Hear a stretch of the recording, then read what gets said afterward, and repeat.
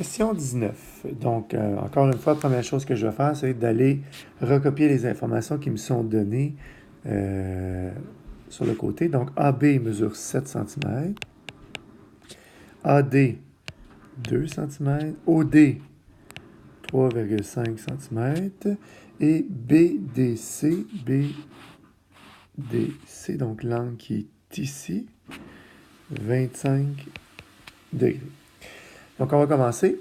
Première information, la mesure de BD. Donc, BD qui est la grande diagonale ici. Moi, ce que je connais jusqu'à présent, c'est la moitié de la diagonale. Donc, on va aller chercher la propriété des parallélogrammes dont le rectangle a hérité, qui est que les diagonales se coupent en leur milieu. Donc, je vais marquer que la mesure de BD est de 3,5 fois 2, donc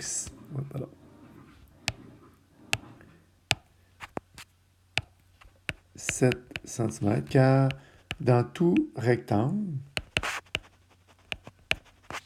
là ici, je dois utiliser dans tout rectangle, même si c'est dans le parallélogramme, mais comme le rectangle est un parallélogramme et que je suis dans un rectangle, je dois dire que c'est dans tout rectangle que les diagonales se coupent en leur milieu.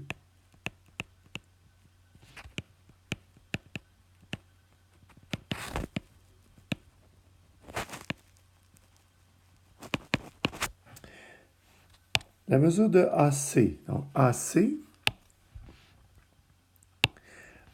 c'est l'autre diagonale qui est ici.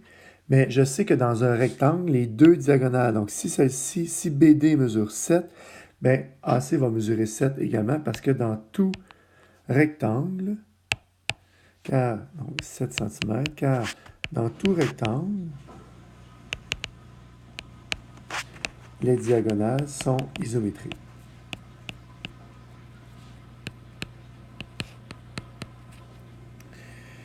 Maintenant, l'angle DAB, donc l'angle qui est ici, bien, c'est un angle droit, car dans tout rectangle, les quatre angles sont isométriques et sont droits. Donc, c'est ce qu'on va dire. Donc, 90 degrés, car dans tout rectangle, les quatre angles sont droits et isométriques. La mesure de CD, donc CD, le segment CD qui est ici, bien, il est la même mesure que AB parce que dans tout rectangle, les côtés opposés sont isométriques. C'est une propriété qui nous vient du parallélogramme, mais comme le rectangle est un descendant du parallélogramme, bien, il a hérité de cette propriété-là aussi. Donc, qu'est-ce qu'on va écrire? Donc, 7 cm, car dans tout rectangle, les côtés opposés sont isométriques. Maintenant, la mesure de BC. BC, ben, c'est la même chose. C'est la même chose que AD, donc la même justification. Donc, je vais avoir que ça mesure 2 cm, car dans tout rectangle, les côtés opposés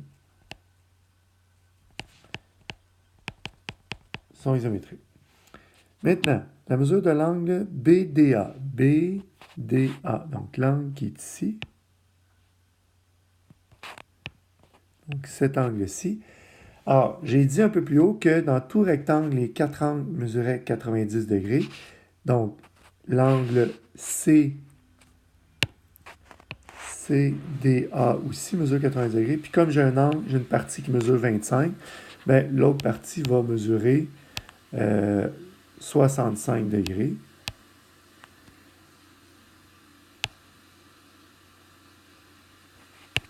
Donc, 65 degrés. Car dans tout rectangle... non, excusez-moi, pardon. Comme je sais que c'est un angle le droit, parce que c'est un rectangle, puis je l'ai dit tantôt, mais là, j'ai qui est complémentaire à l'angle de 25 degrés. Donc, car il est complémentaire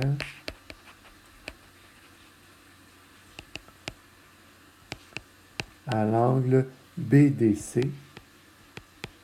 qu'on nous avait dit qu'il mesurait 25 degrés ici. Là.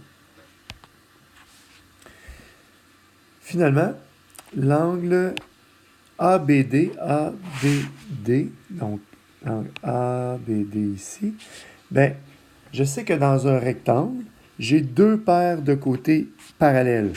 Donc, le côté qui est ici est parallèle au côté qui est ici.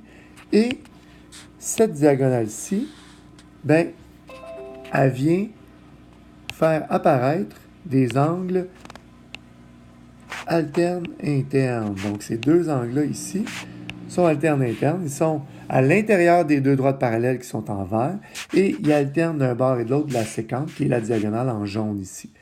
Donc, ma justification va être qui mesure 25 degrés car AB, le segment AB est parallèle au segment CD et il est alterne interne à l'angle BDC. Voilà.